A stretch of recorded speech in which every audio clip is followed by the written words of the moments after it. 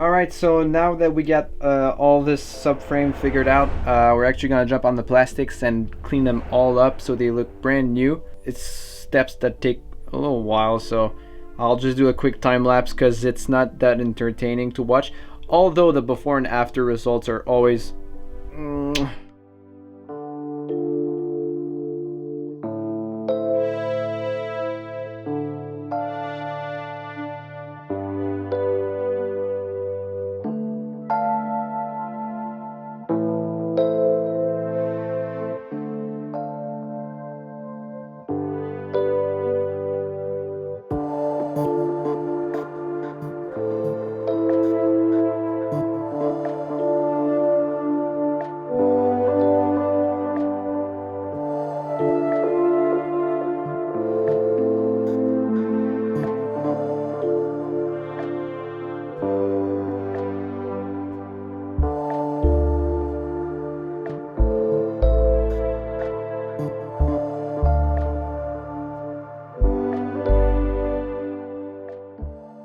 So one of the things that helps the most when you're doing a project, whether it's house stuff related or car stuff or whatever, it doesn't really matter, is being organized, because this saves you a lot of time. And if you ask all my friends, I always lose all of my stuff, like all the time. So every day I try to be more organized. It's really hard, but honestly, once you get the beat, it just goes along pretty good. Cardboard, one of the best method you can use, because like for the bolts, because you can write on it and just place them however you want. So like, let's say for this kind, I have like 3 sets of bolts, so they're all lined up so I know which one is which. And then ziploc bags all the time, because I lose my all the time. So whenever you're starting a project, use these methods because they're gonna save your life, honestly. One time I couldn't even go ride my dirt bike because I lost a wheel spacer. I've had to order it from a parts store. And it actually took like 3 weeks before I got it because they had the wrong one. They had to send it back and then get the other one. And when it was time to actually like put it on the bike, I actually just moved the box and then the spacer fell off, the old one. So yeah, I couldn't ride for like 3 weeks and the spacer was like literally beside me. So I'll remember that.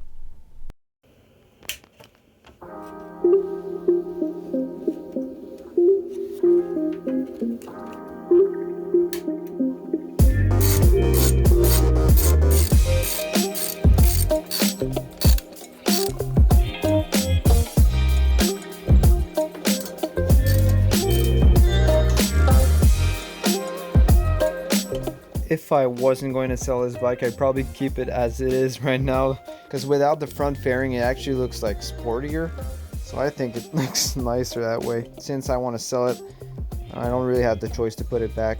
So when you see it on the bike, it looks really big, but then when you put it on the table, it's actually like really small. So it won't take too long to actually like scuff all this out. So I'm using a medium strength scuff pad. It goes really better than sandpaper to get in the corners and stuff like that. And also, since there's a lot of rust on it, this material is going to go deeper in all the little grooves and rust spots that like went through the middle.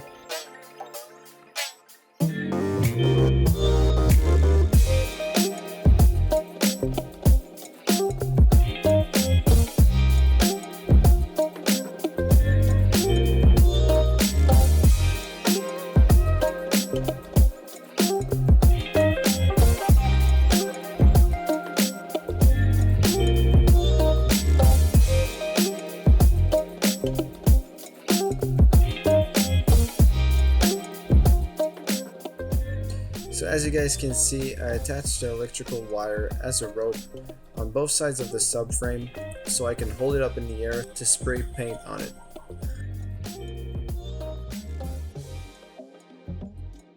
And for those who are wondering where I'm painting, I'm actually painting outside the shed, but I'm not there for a long time since I don't want the material to get too cold or the paint to get too cold.